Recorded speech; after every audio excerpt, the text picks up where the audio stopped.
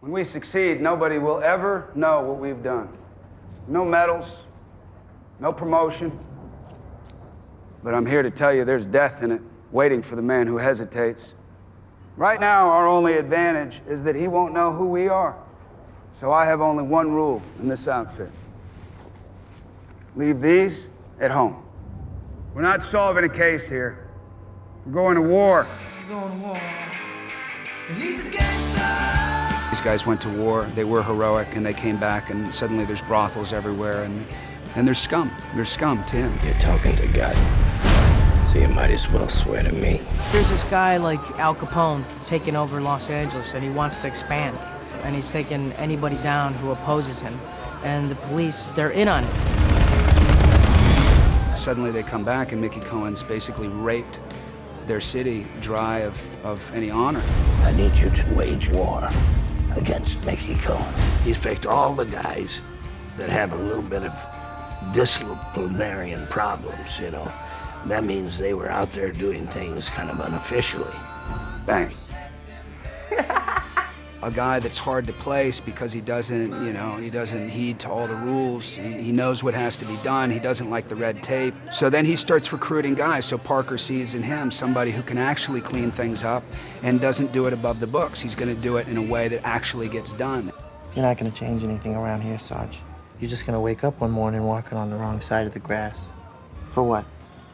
You can't answer that question. Take off the badge. He's not trying to be a hero. He doesn't have any fantasies about that. He served his time overseas, and I think he feels like he's done fighting.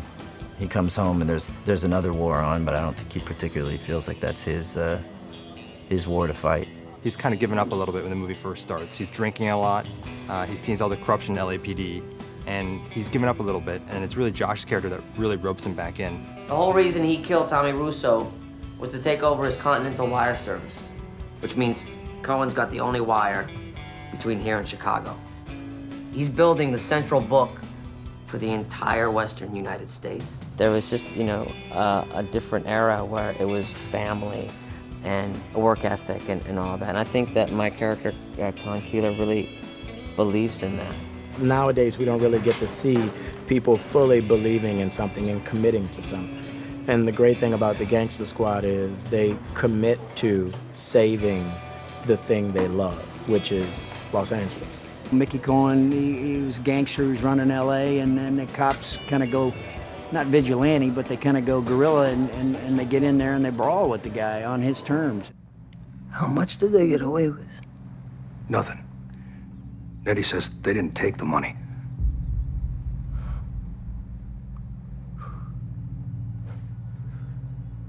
The cops. Chief Parker put him up to it. Mickey is such a dynamic character. He's such a memorable character. He's so menacing, but also human and funny. And in order to pull it off, I think you need someone who has that gravitas. Help you with something, pal? Yeah. You can get off your fat ass and give me my prisoners.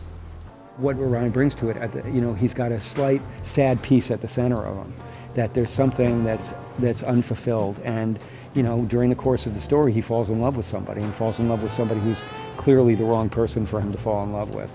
You want to take me away from all this and make an honest woman out of me? No, ma'am. I was just hoping to take you to bed.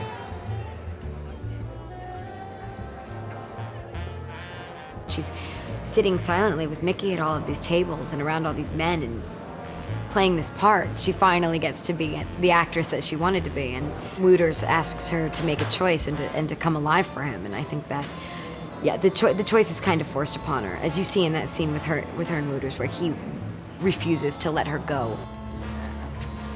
Can I help you fellas with something? Mind your business, we'll get to you in a minute. We just want to talk to her is all.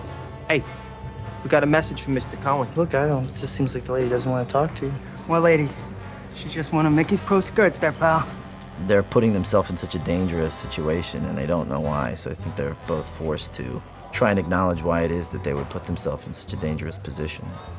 There must be something between them that's worth that. We get a little goofy around each other, so it was hard for us to be dramatic and be serious. But by hook or by crook, I think we kept a lid on it. You never had a guy fight for you before? Over me, never for me. She's really developed as an actress. I mean, you know, she's thought of traditionally as a comedian more than anything else, having starred in, like, you know, Superbad and Easy A and Zombieland. But after The Help, I think that people saw a different side of her.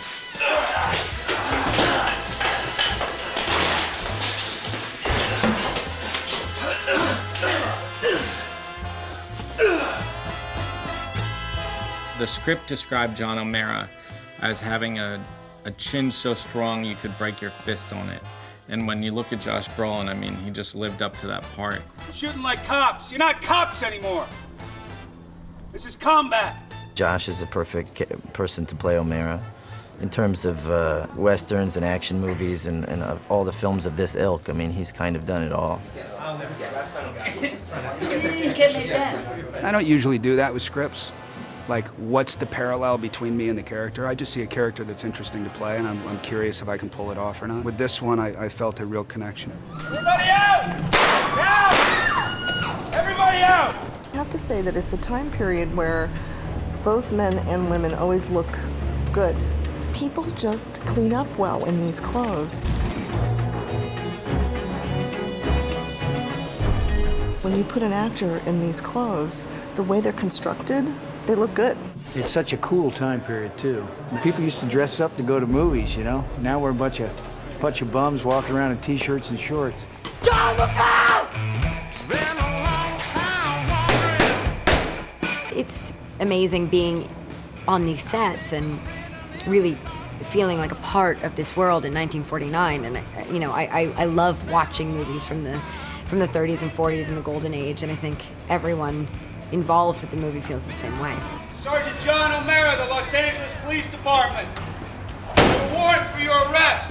There's a cool back then that we don't have anymore. People try to be cool now, but you can't really do it in the modern sense, you know? But back then, there's a cool about the honor of who they were. They've really just done a bang-up job on recreating the time period. And, you know, Ruben was a history major in university, so he has a real affection for the period and for the details. I was a history major in college, and so I was always kind of into the past, and especially American history and that post-war era when it was just the city was being kind of born and expanding, and there was this exuberance and excitement about the victory as well as like the economy coming back post-depression. It was just a really exciting time.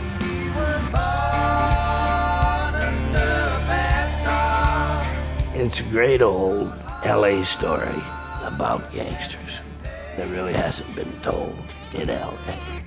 Money is the game, power is the aim, city's gonna pay. The true story based on Mickey Cohen, mob boss of Los Angeles in 1949, and the crew that was assigned to take him down. Sold and it wasn't cheap. They're not going to stand around and watch it happen anymore, so they sort of take matters into their own hands. You're a cop. Not anymore. They're trying to walk that line between good and just going over the edge as characters having to become more gangster than they are cops. Every decade seems to have its iconic gangster film, and we're hoping that this will be the next one in that lineage. These guys are a special brand.